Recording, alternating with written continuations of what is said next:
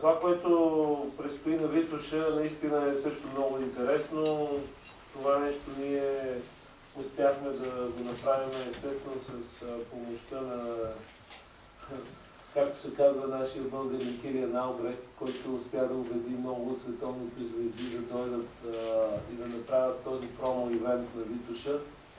И мисля, че ще бъде много интересно за всички вас. Той ще бъде благотворителен ивент. Всичките приходи, които ще се съберат от спонсори, всички ще отидат изцяло за талантливи млади момчета и момичета в алпийските ски.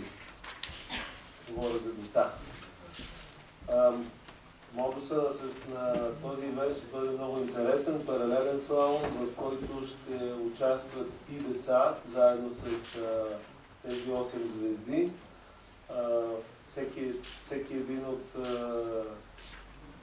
тези състезатели ще си избере по едно дете, което ще образува тим и времето ще се засича след като минат и детето от неговите мисъл, чак тогава ще затваря времето и ще зависи реално от детето най-много кой ще победи.